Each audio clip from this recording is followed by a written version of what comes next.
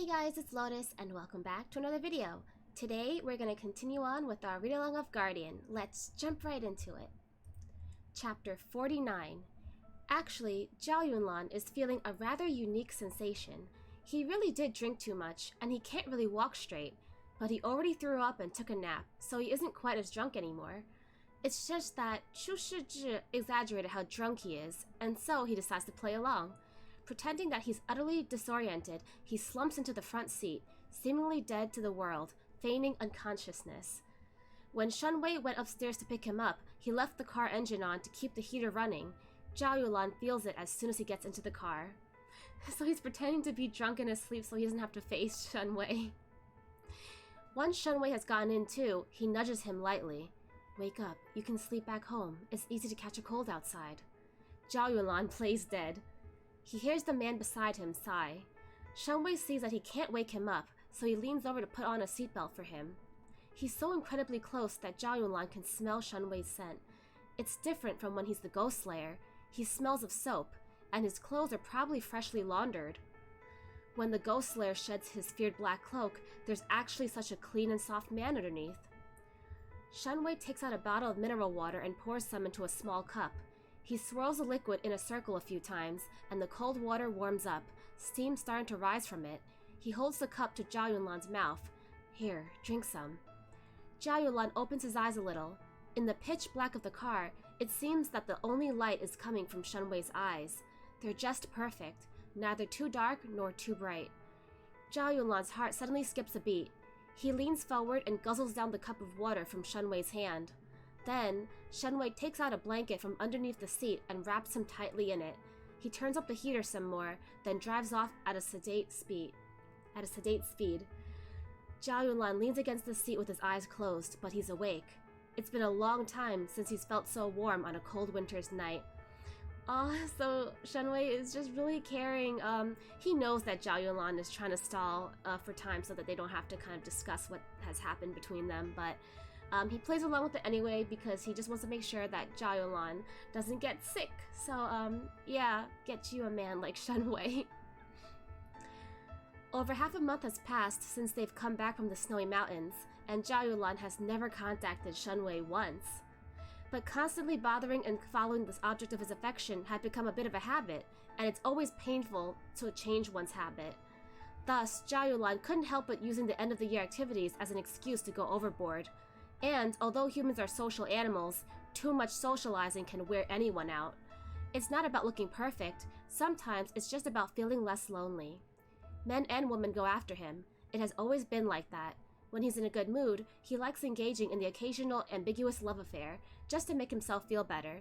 But ever since he stopped contacting Shunwei, he has started comparing everyone to him. And the more he did, the more disappointed he was. Among all those people, none of them had the charisma of a well-educated scholar. None of them have features that look as if they've been lifted from a famous portrait. Zhao Yunlan feels like he has turned into an old monk void of desires in just one night. One time, during a dinner gathering, someone hired a young model that he always liked, but he was utterly uninterested. Dachin can testify. There was a time when Zhao Yunlan was so perverted, he set a swimsuit picture of that model as his desktop background.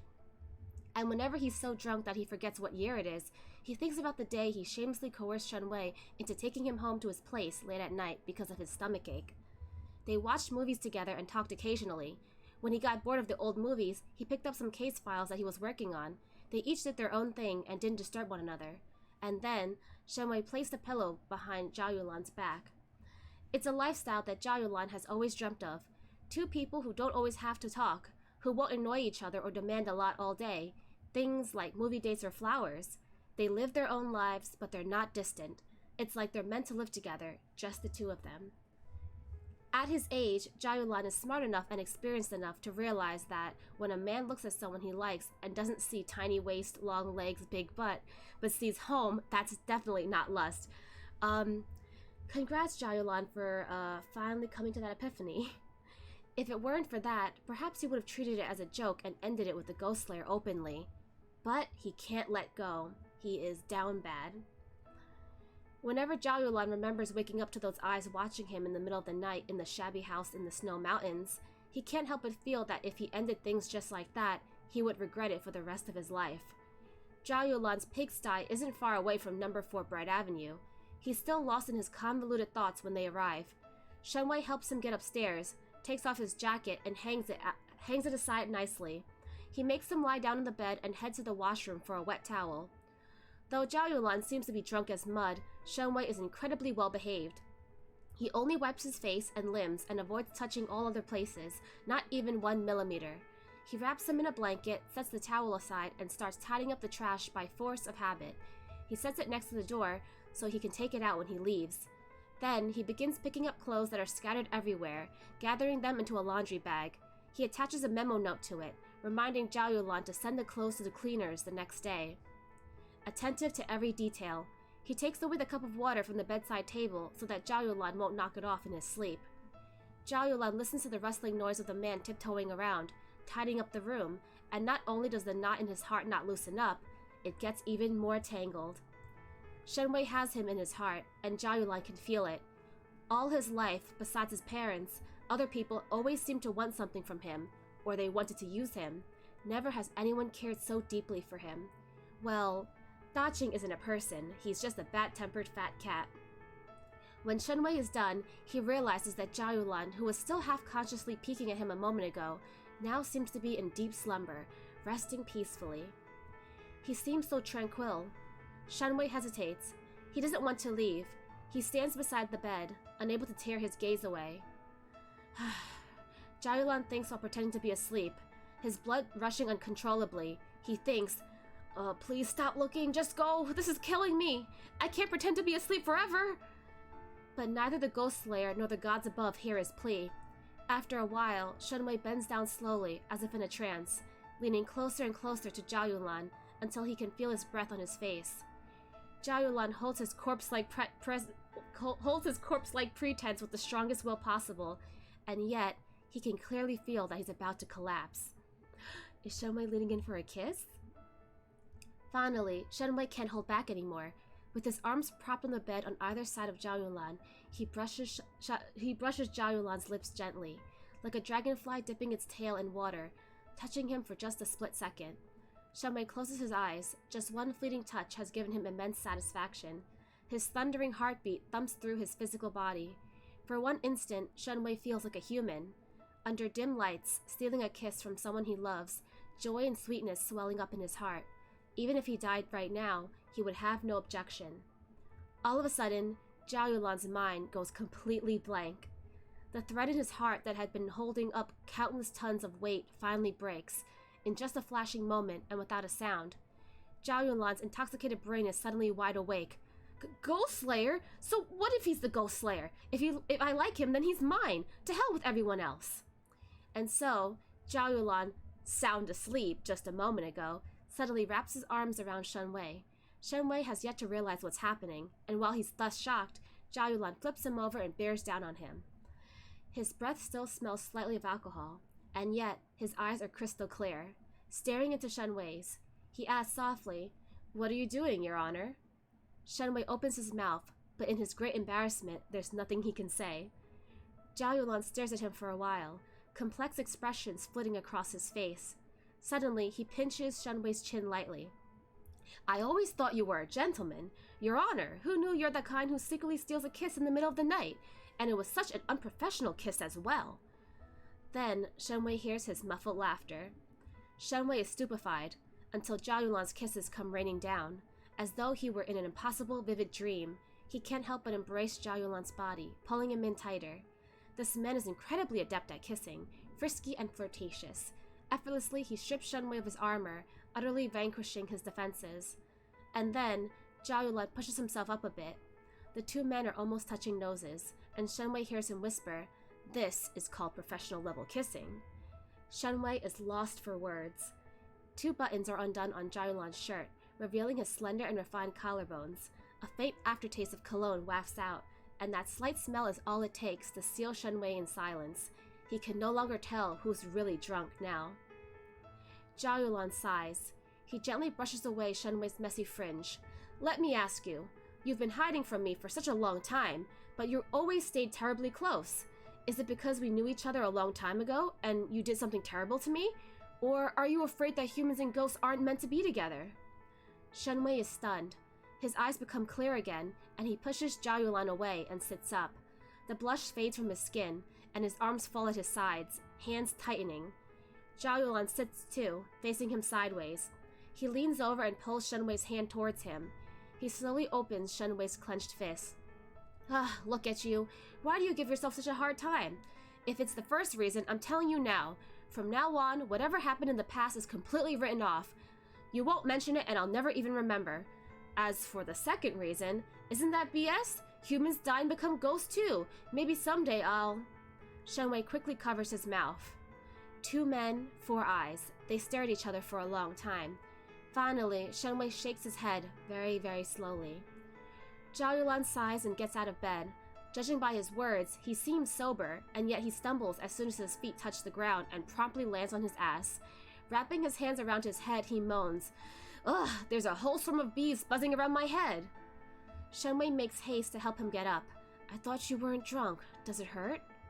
Zhao Yulan is now in a peculiar state where he can think logically but not walk straight. Otherwise, he wouldn't have been so blunt and bold. He shakes his head, kneels, and opens the bedside cupboard. He draws out a plastic folder from the bottom and slaps it on the bed in front of Shenwei. "Here, open it." Shenwei hesitates, but then opens it. He finds a property contract for a house on University Road, near Dragon City University. Zhao Yulan spent a tremendous amount of money on it. This explains why he has been so short on cash lately. He got them a house! Zhao Yulan hides his teasing smirk.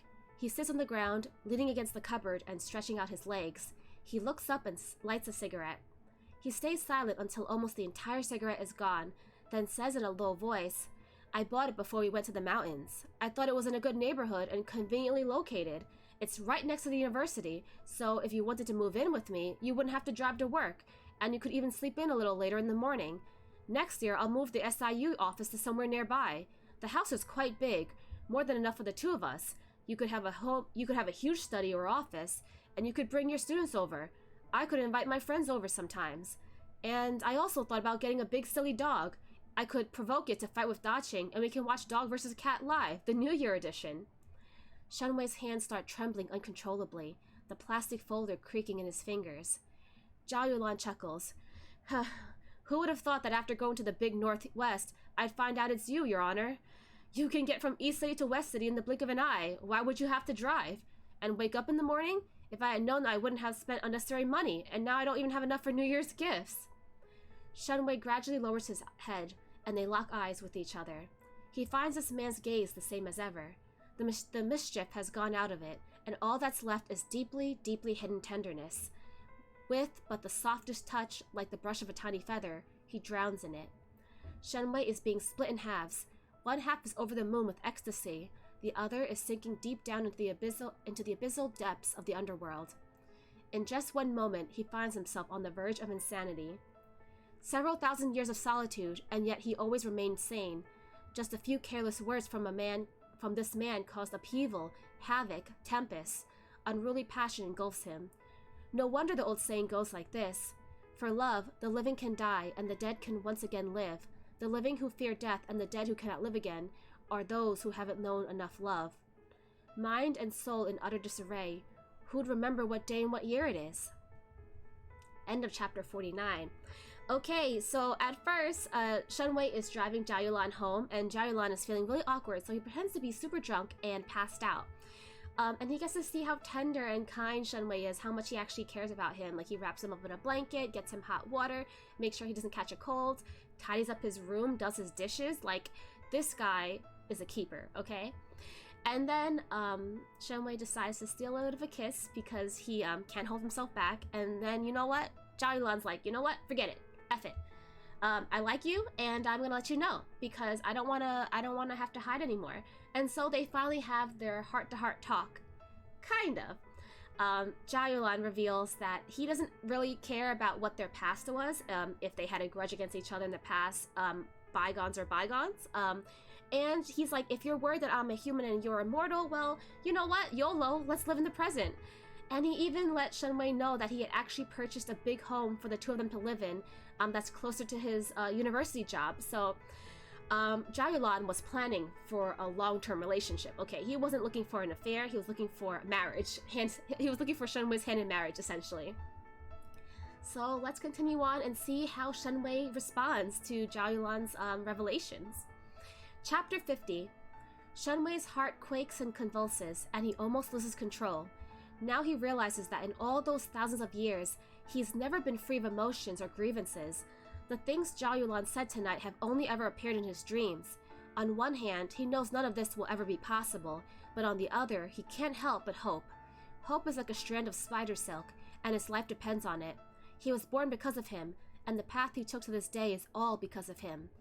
The strongest of hearts cannot be defeated by the knives and blades out of the storms and blizzards of life. Instead, it happens when a helping hand comes out of nowhere, with a gentle whisper by the air, "Come home." For one moment, he really wants to ask, why does he have to be the Ghost Slayer? Short-lived ants can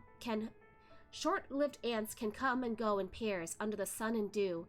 Voyaging birds can find a nesting place among tree branches, and yet in all the heavens and earth, he's the only one of his kind. Why isn't there a place he can belong? Everyone is frightened of him, respectful on the outside, but plotting his death behind his back. He was born from chaos, brutality, and menace. There's always been a part of him that overflows with malevolence, wishing to slay all those people with his blade. No. He chooses to abide by a promise that only he remembers. Many thousands of years have passed already, and he never strayed, since that is the only thing left connecting him with the person to whom he gave his promise. Zhao Yulan watches Shenwei's eyes redden, looking like they're about to start dripping blood. Much later, Shenwei shakes his head incredibly slow. Oh no, is he turning him down? Zhao Yulan hears him whisper, bad luck. You will get hurt because of me. A frivolous smile plays on Zhao Yulan's lips, making 2 dimples emerge on his cheeks. Sure, do you want to try if your attack is higher or if I have more HP? Hey, by your logic, I ought to marry a maneki neko. Damn! Shenwei doesn't understand his humor and doesn't reply. His fist is clenched to the point of almost drawing blood from his palm, and he finally says, How can you pressure me like this? Zhao Yulan's smile wears away, and he puts out the cigarette in an ashtray. When he first saw Shenwei, he fell for him instantly. He thought it was just that Shenwei is the type he likes, but he neglected the sense of natural familiarity, the feeling of having met him before. Zhao Yulan has yet to find out about the Ghost Slayer's past, but he cannot bear to ask him face to face. Why does he always get the impression that Shenwei is hiding so much suffering? Why does the air freeze every time he wears his black cloak? Does he not feel the cold? Sorry. Zhao Yulan stays silent for a while. He gently pries open Shenwei's fist, placing the hand on his own open palm, and kisses the back of it gently. He carelessly tosses the expensive property contract aside. Shenwei shuts his eyes, feeling immensely disgraceful. Why didn't he stay further away? Why didn't he hide in the depths of the underworld? Then, no matter how many times Zhao Yulan reincarnates, they would never have met, and he would never have known of Shenwei's existence. But he hadn't been able to help it. It had been too unbearable to stay away. He perceives himself very much to be shameless, standing seductively on the corner, waiting for a customer, but putting on an honorable and upright pretense as soon as one arrives. He has always felt a deep loathing of himself, but now it reaches a new height. Zhao Yulan lies down on the bed, massaging his temples, and says in a subdued voice, I have other things, but you probably wouldn't want any of them. There's only one small thing. My heart. If you don't want to catch it, then forget about it. Those words bludgeon Shenwei's heart like a rock. He's reminded of a long time ago, when someone spoke beside his ear, with the same ostensibly careless sigh and a profound tone that he rarely used. The following string of words. I'm rich with the mountains and rivers of this world, but if you think about it, that's hardly worth relishing, just an old pile of pebbles and some wild creeks. There's probably only this one thing about me that's worth a little something. My heart. You want it? Take it. The past is still present, flashing before his eyes. All of a sudden, Shenwei embraces Zhao Yulan with all his might, so hard his bones creak, and buries his face in his neck. When bold and unconstrained people suffer, they show their emotions, weeping in grief or howling at the heavens in despair. But for Shenwei, all he can do is sink his teeth into his own wrist over Zhao Yulan's shoulder. It's hard to tell how much force was in that bite, but his wrist is streaming with blood instantly, and the wound almost reaches his bones. Shenwei's feeling really tormented because on one hand he wants to accept what Zhao Yulan is saying, but on the other hand he's worried that he's gonna put Zhao Yulan at risk, that he's gonna bring danger to him, that he won't be able to protect him like he did in the past, I guess. Yet he doesn't seem to feel any pain. The unending depth of the underworld weighs down on him. He sheds no tears, so in his extreme agony he can only shed his blood. Zhao Yulan picks up the smell of blood and immediately realizes that something is wrong. Shenwei, what are you doing? Let go! Shenwei only locks him in place even tighter. Men can only live for a few dozen years, a time that passes by so fast, no more than a flashing glint, a passing shadow. Shenwei suddenly thinks, why don't I deserve to have just this tiny fragment of time? Shenwei! As Shenwei is lost in thought, Zhao Yulan finally struggles out of his arms and sits up. He finds his bedsheets are dyed red. Infuriated instantly, he almost censures Shenwei as if he were Go Changcheng. Are you crazy? Yes, I'm a pig, but I would never force a guy against his will. You shook your head, and did I say anything? Did you have to shed your own blood too? If you want to reject me, then just say so. Then, he grumpily pounces up and tries to find the first aid kit, but Shenwei suddenly grabs him. I caught it. Zhao Yulan hears Shenwei say, very softly. Zhao Yulan is stunned, but Shenwei smiles, and with a greatly contrasting, eerily quiet tone, he continues, I caught it. In your entire life, whether living or dying or living, I will never let go anymore. Even if one day you become sick of me and want me to leave, there's no way I'll let you go. If I have to, I will strangle you to death in my arms. Will that be okay with you? Struck dumb, Zhao Yulan blinks. It takes him a while to understand what Shenwei means. Now he finally smells a trace of the ghost slayer on Professor Shen. But Zhao Yulan makes no comment about his sweet yet savage speech. He simply takes out his first aid kit from underneath the bed. He finds an antiseptic wipe and sits on the edge of the bed, frowning as he pulls up Shenwei's bloodied wrist and wipes off the blood stain that is as cold as the person it came from. He treats him tenderly, but his words aren't so pleasant.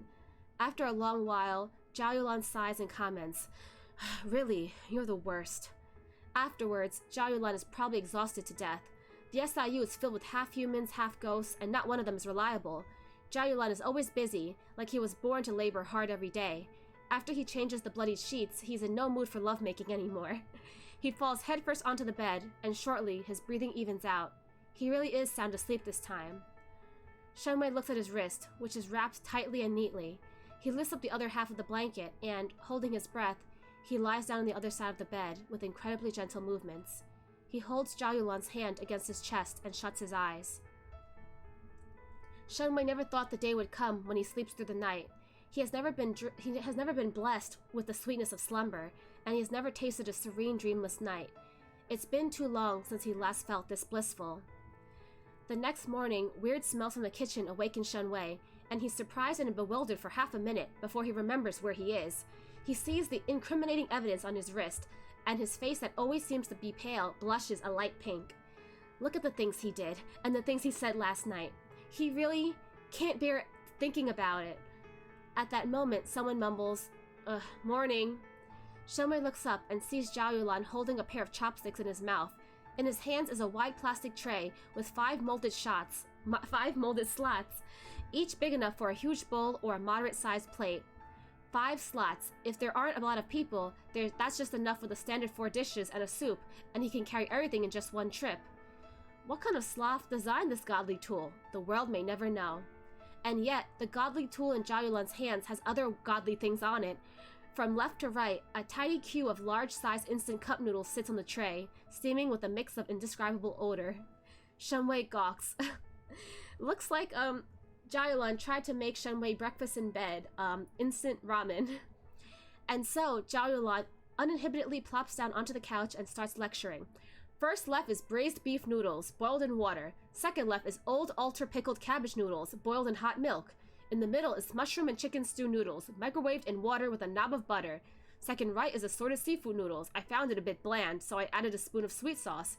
First right is bacon cream noodles boiled in hot coffee. Boiled in hot coffee? This one should be good. Pick whatever you like. I think Shenwei, I mean, I know Shenwei can't die from eating whatever you're cooking, but please don't try to poison him, you know? Zhao Yulan you may have a stomach of iron, but not everyone can eat the same foods you do. Bacon cream noodles boiled in coffee? What is that supposed to taste like? Then he finally finds himself a little awkward. Well, you see, I don't know how to make other things. You don't come over often, and I thought just making 2 instant noodles was a bit too embarrassing. And so he made 5. Oh, how generous of him. Shenwei glances across the 5 steaming cups of noodles. He cannot fathom how this man hasn't poisoned himself to death yet. That's what I was saying!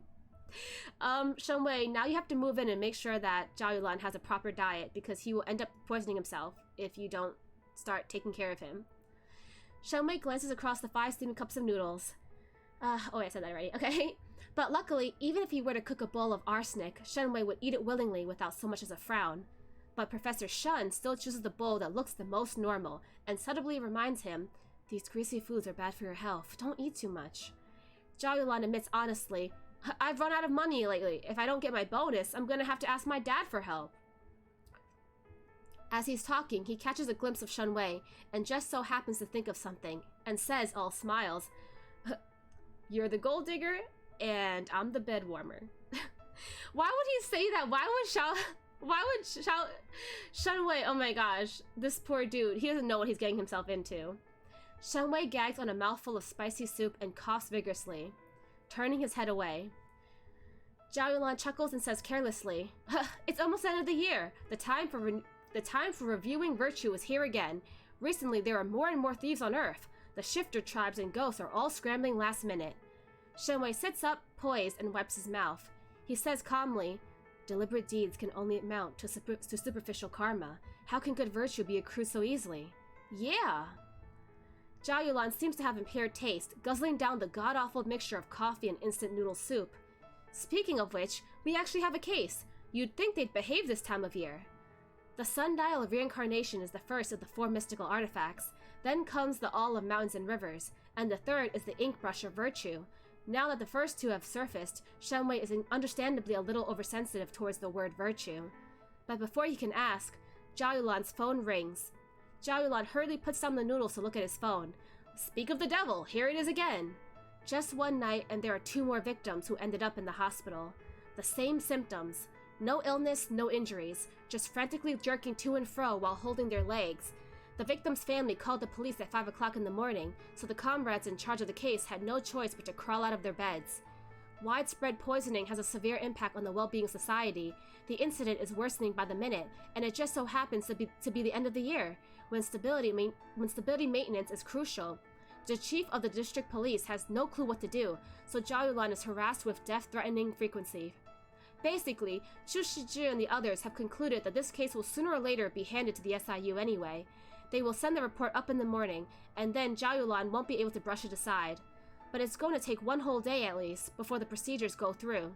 Zhao Yulan promises over the phone that he will go to the hospital to take a look today. End of chapter 50. Okay, so, to recap this chapter, Shenwei is like, what am I supposed to do? He got us a house, okay? I can't resist him anymore.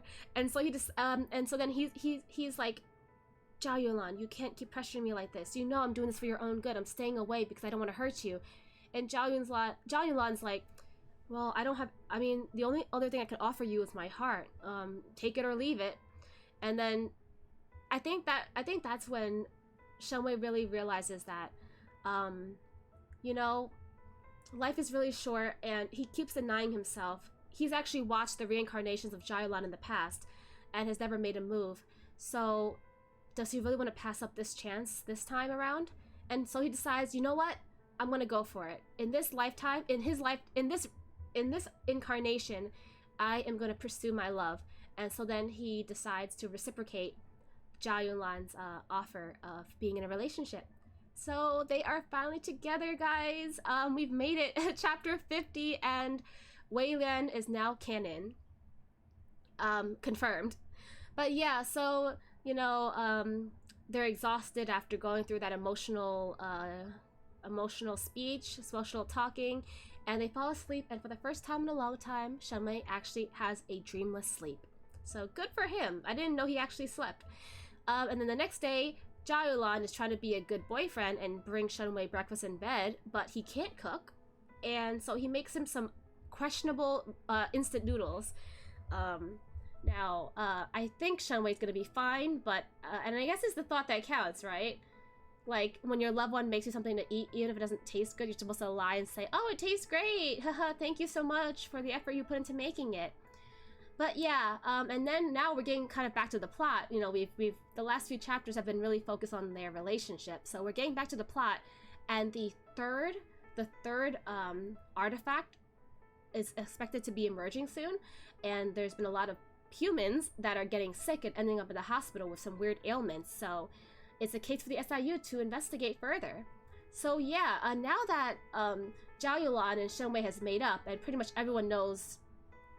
Wait, you know what? I don't know if everyone knows that Shenwei is the Ghost Slayer yet, but since Zhao Yulan knows that Shenwei is the Ghost Slayer, and the SIU normally does consult with the Ghost Slayer on missions, I guess he's gonna bring him on as a team member, right? He's probably gonna introduce him to everyone. He's like, everyone, so it turns out that our dear consultant, Professor Shun, is actually the Ghost Slayer, and he's also my boyfriend, so you'll be seeing him around the office a lot. Yeah, great talk.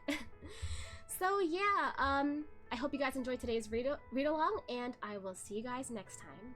Bye-bye!